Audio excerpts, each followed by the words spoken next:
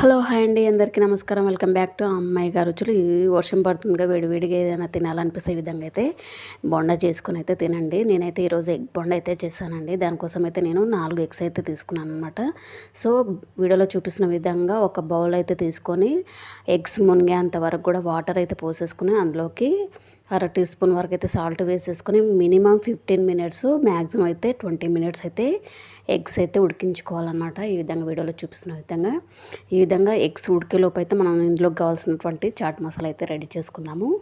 ముందుగా నేనైతే చిన్న సైజు ఆనియన్, టమాటా తీసుకోవాలి. అది కట్ చేసి పెట్టుకొని ఒక పచ్చిమిర్చి కూడా చాపింగ్ చేసుకోవాలన్నమాట. చేసుకొని వాటిని ఒక బౌల్లోకి షిఫ్ట్ చేసుకొని అందులోకి హాఫ్ స్పూన్ వరకు అయితే సాల్ట్, ధనియా పౌడర్, చాట్ మసాలా కూడా వేసేసుకొని బాగా మిక్సింగ్ చేసుకొని సైడ్కి అయితే పెట్టేయండి. దాంట్లోకి అయితే మనం పిండి రెడీ చేసుకోవాలి కదా. సో నేనైతే దానికోసం అయితే 2 స్పూన్ల వరకు అయితే వీడియోలో చూపిస్తున్నాను కదా, 2 స్పూన్ల వరకు అయితే రైస్ ఫ్లోరు, 2 స్పూన్ల వరకు అయితే శనగపిండి అయితే తీసుకొని బజ్జీ కన్సిస్టెన్సీ వచ్చేంతవరకు కూడా పిండిని కలిపి పెట్టుకోవాలి. బజ్జీ బ్యాటర్ వచ్చేంతవరకు కలిపి పెట్టుకోవాలి. సో ఈ విధంగా ఇందులోకి కావాల్సినటువంటి అర టీ స్పూన్ జీలకర్ర, అర టీ స్పూన్ ఓమా, అర టీ స్పూన్ వరకు అయితే సాల్ట్, కొద్దిగా బేకింగ్ సోడా కూడా వేసుకొని కలుపుకోండి. వాటర్ యాడ్ చేసుకొని బజ్జీ బ్యాటర్ వచ్చేంత వరకు కూడా కలుపుకోండి. అలా బీట్ చేసుకొని సైడ్కి అయితే పెట్టేయండి. ఈలోపు మనకు ఎగ్స్ కూడా ఉడికిపోయి ఉంటాయి. ఎగ్స్ కూడా షెల్ అయితే తీసేసి పెట్టుకోవాలి.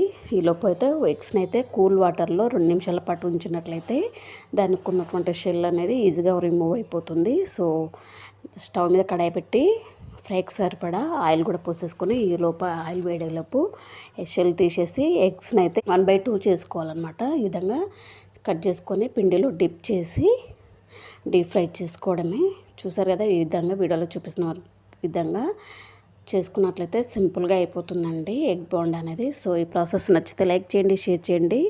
మరిన్ని వీడియోస్ కోసం అయితే మన ఛానల్ని సబ్స్క్రైబ్ చేసుకోండి. Thank you all of you. Keep watching. చూసారు కదా, ఈ విధంగా అయితే సర్వ్ చేసుకోవాలన్నమాట. Thank you.